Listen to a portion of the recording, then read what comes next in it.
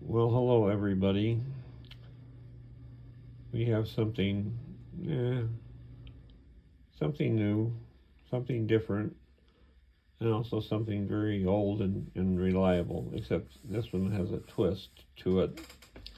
So that's our email address if you want to get in touch with me direct and basically save the money that eBay takes out of my pocket and I give it to you. So you can buy it for less if you contact me directly.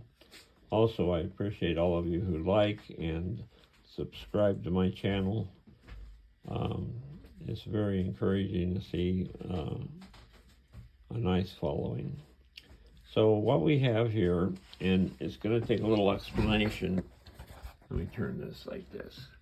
We have a Weston 264 brass, copper clad, 5 milliamp meter. Now, the thing is that Nixie clocks by themselves draw about 220 milliamps. So how am I getting a 220 milliamp meter plus all the lights, which is probably another 10 or so? How am I getting it all to work within the 5 millimeters? Well, it took a day and a half of trial and error to where I came up with the right resistor for a shunt that basically took most of the load except for 4 or 5 milliamp. And that's how I arrived at this. Let me show you something. However, in order to arrive at this, I'm going to have you turn that back on. Let me show you something here. I had to move the point on the meter to the left because there wasn't enough throw in the meter for it to sit on 0. If I had done that, it would have been pegged all the time. So I moved it to where it's out of the way. Would you turn the lights back on, please? So considering the only time you're really going to look at it is with the meter on and clock on and running, then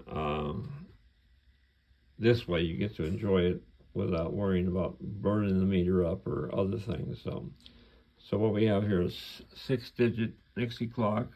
It's got a copper backsplash to it that it's polished to where it's basically a mirror. And then on the other side, I have 3 RGBs that are pointed at the face. You can see the reflection there on the meter of the 3 inside. So that's inside of that. So let's turn off the lights a little bit.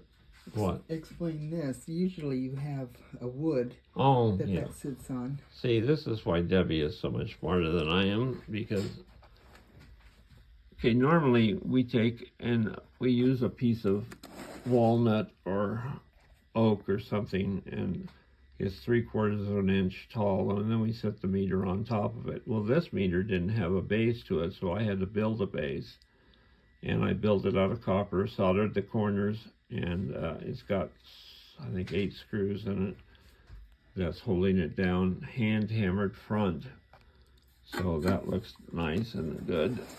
So it sits taller than. So it sits a little bit taller, but it's just copper everywhere. Copper 2-plate, copper reflector, copper reflector, copper stand, and copper clad on the meter itself. So this is because I found somebody who had a sale on copper. So normally I try not to use too much copper, but I kind of just celebrated having the copper.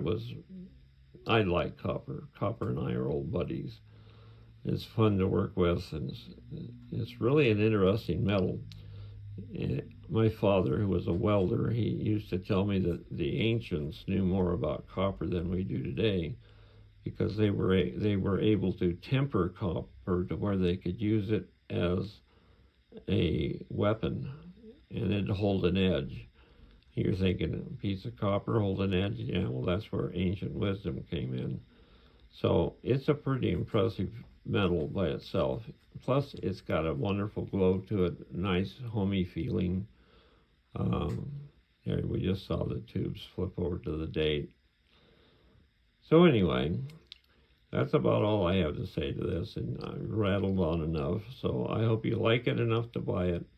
And I thank you for your attention and for being one of my followers. And if you're new, thank you as well. Goodbye.